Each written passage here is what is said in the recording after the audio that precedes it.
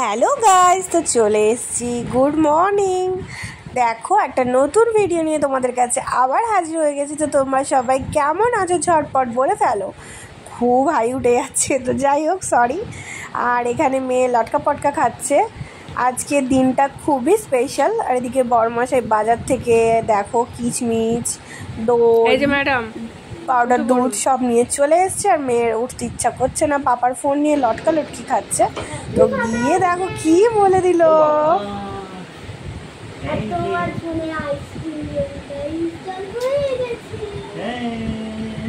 ও কেন কি বললো বলতে পারবে? আজকের দিনটা হলো খুবই স্পেশাল। কেন বললাম? হ্যাঁ, স্পেশাল কারণ আজকে ফাদার্স ডে বলে কথা। তো যাই হোক, মেয়ে পাপাকে উইশ করে আবার নিজের পড়াশোনায় মন দিয়ে দিয়েছে। আর এখানে আমি পড়াশোনাটা করে নিই, একটু ভিডিওটা করছিলাম বলে আরও দেখে দেখে বেশি পড়াশোনা করছিল। এত পড়াশোনার মনটা সত্যি নেই। তো যাই হোক, চলো এবার সে পড়াশোনা করুক, আর আমি ওদিকে যোগাযন্ত্র করতে থাকি রান্না বান্নার। তো আর এদিকে পাপা তার জন্য টিফিন নিয়ে হাজির। তো আমরা সবাই এখন ঝটপট টিফিনটা খেয়ে নিই। চলো, আজকে সবই স্পেশাল, যেহেতু টিফিনটাও স্পেশাল। তো আমার বেশিরভাগ হাবিজুবি টিফিন খেতে ভাল লাগে না, তাই আমি প্রেফার করি বেশি ইডলিটা সকালে, এই গরমে বলে কথা।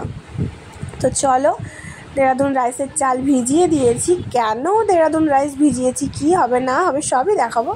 এদিকে ভাত ফুটছে, ওদিকে কাজু কিচমিচও ভিজিয়ে দিয়েছি, দেখতে পারলে। আর এখানে দই, চিনি, গুঁড়ো দুধ, কাজু পেস্ট সব নিয়ে নিয়েছি।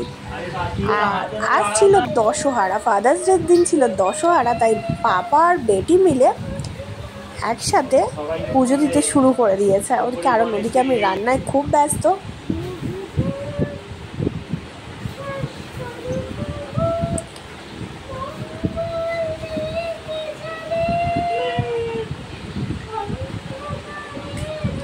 আমার মেয়ে গান করতে করতে পুজো দিচ্ছে, শুনতে পাচ্ছ কতটা তোমরা আমি জানি না।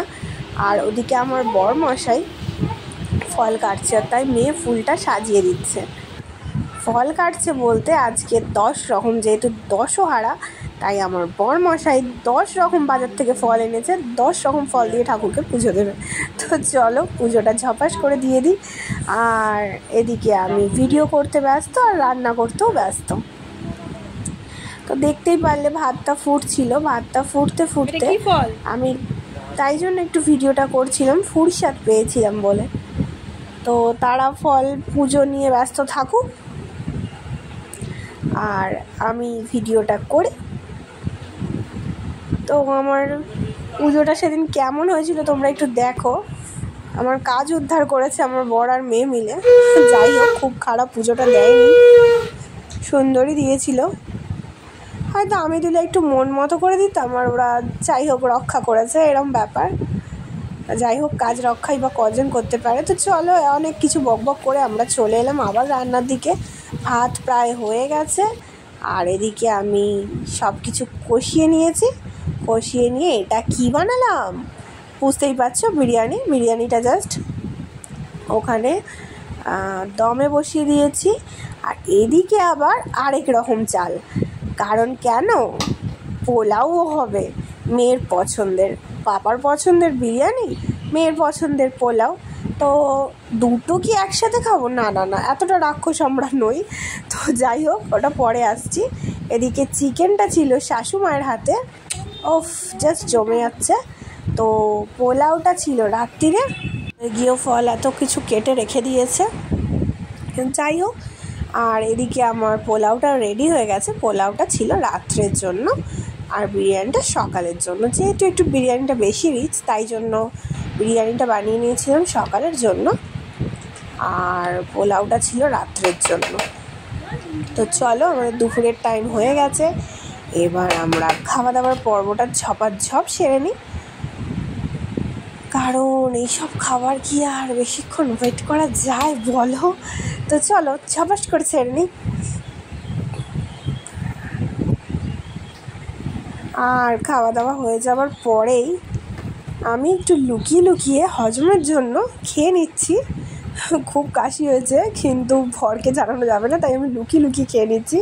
তো খেয়ে যাওয়ার পর আবার ফল নিয়ে বসে পড়েছি।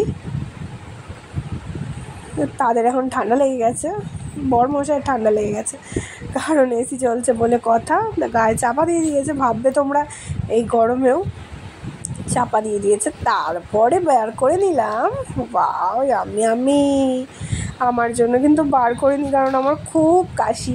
তো এটা আমি নিজের হাতে বসিয়েছিলাম, তার জন্য দেখে নাও তোমরা কেমন হয়েছে। আমার যেহেতু খুব কাশি আমি খেতে পারছি না। আর দেখো বিকালে উঠে আমরা রেডি হয়ে গেছি। তা আজকে ফাদার্স ডে বলে তার পাপা তাকে এই ড্রেসটা দিয়েছে। আর আমরা এখন একটু ঘুরু করতে বেরিয়ে গেছি, যেহেতু আজকে ফাদার্স ডে, ঘুরু করতে না নিয়ে গেলে মেয়েকে হবে না। তো পাপাকে তো ছোট্ট করে একটু গিফট দিতেই হবে। গিফট দিয়ে দিয়েছিল ড্রেসটা, আর একটু ঘুরতে নিয়ে যাওয়া। আমার মেয়ে অল্পতেই খুব খুশি। তো যাই হোক, তার এদিকে মেয়ে একটু ভেলপুরি খাবে বললো, আর আমরা একটু চা খেয়ে, পাপড়ি চাট খেয়ে তারপর চা খেয়ে নিলাম। গরমে জাস্ট জীবন যাচ্ছে, আর তার মধ্যে গাছের পাতা একটুও নড়ছে না। কি করব, দেখো ধর করে ঘামছি। আর যেহেতু ফাদার্স ডে আজকে আমাকে টাইম না দিয়ে মেয়েকেই টাইম দিচ্ছে, তো আমরা ঘুরু করতে কোথায় চলে গেছিলাম? হ্যাঁ, কলকাতার রবীন্দ্র সদনে চলে গেছিলাম আমরা। দেখে অনেকেই বুঝতে পারছো, যাদের চেনা, আর যারা চেনো না সেভাবে, তো যারা দূর থেকে ব্লগটা দেখছো তারা হয়তো চেনো না। তো যাই হোক, প্রোগ্রাম সেদিনটা ছিল সানডে, তো প্রোগ্রাম হচ্ছিল। আর প্রোগ্রাম দেখে আমরা আসার পথে ছট করে কিনে নিলাম। মেয়ে হঠাৎ করে বললো, পাপা আমার না খুব কেক খেতে ইচ্ছা করছে। ওটা পাপাকে ধাপ্পা দেবে বলে, তো একটা কেকের দোকান ঢোকা যাক। তো যাই হোক, ঢুকে এই কেকটা পাপাকে পছন্দ করে ওই দিয়েছিল। অবশ্যই পয়সা তো এখন ও দিতে পারবে না, যেহেতু ছোট, কিন্তু কেকটা পছন্দ করে ওই দিয়েছিল। তারপরে ওর পাপা বললো, আমার মেয়ে বড় হয়ে গেছে অনেক, চলো। দেখতেই পাচ্ছ, রাত্রে এসে আমরা কেক কাটিংটা করলাম। অনেকটাই রাত হয়ে গেছিলো, বাট দিনটা তো আর শেষ হয়ে যায়নি।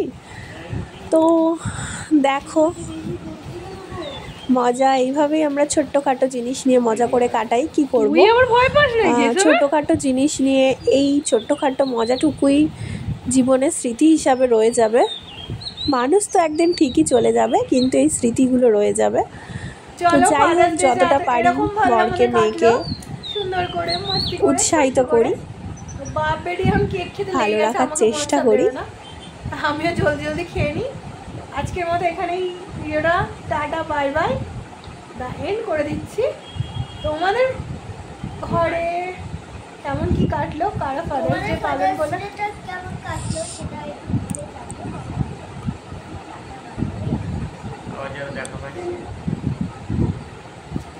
আজকের মতো টাটা। সবাই ভালো থেকো, সুস্থ থেকো। নেক্সট ব্লগে খুব শিগগিরই ফিরে আসবো। তো কিছু ছবি শেয়ার করে দিলাম তোমাদের সাথে, যে ছবিগুলো তুলেছিলাম সেই ছবিগুলো শেয়ার করলাম। তো আমাদের এই ভিডিওটা ছোট্ট করে সেলিব্রেশন, ফাদার্স ডে পালন তোমাদের কেমন লাগলো অবশ্যই জানিও। আর তোমরা কারা কারা ছোট্ট করে সেলিব্রেট করলে সেটাও জানিও। কারা কারা বড় করে সেলিব্রেট করেছে অবশ্যই সেটাও জানাবে। তো ছোট্ট মানুষরা ছোট্ট করে সেলিব্রেশন করেছি যতটুকু পেরেছি। তো আগামী দিনে মেয়ে নিশ্চয়ই আরও বড় করে করবে, এইটুকুই কামনা। তো আজকের মতো টাটা বাই বাই।